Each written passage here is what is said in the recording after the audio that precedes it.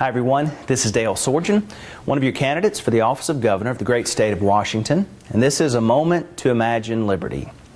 For every dollar bill that you have, for every dollar bill that you work so very hard to earn, there are two great forces at work competing for that dollar, and we would be wise to fully understand the difference between the two. The first of those forces that's vying for your dollar is called the public sector, and the second of those powerful forces is called the private sector. The public sector is everything that is government, and the private sector is everything that is not. It's the free market. The public sector, government, does not in the true sense of the word compete for your hard-earned dollar. It's not offering a product or a service that it's enticing you to purchase. It's using the force of legalized taxation to take whatever portion of your money that the state has deemed right and appropriate to take from you. So, for everything that government wants, government gets.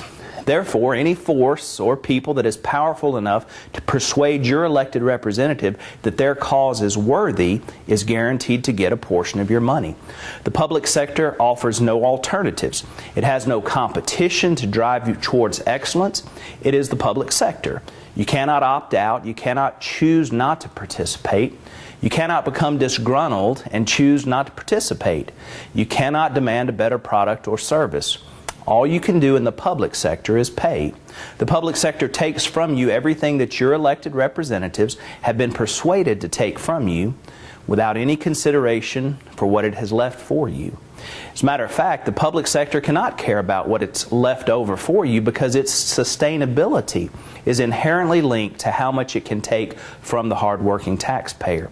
That's not a criticism. That is just the reality of what government has to do. The private sector, however, the free market, then competes for what is left over. The private sector competes for your dollar by doing everything that it can to persuade you to spend a portion of what's left of your hard-earned dollar with them. Its price must be just right. Its product must be just right.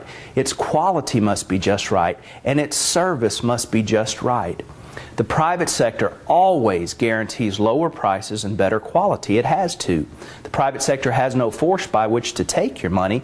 It must be creative.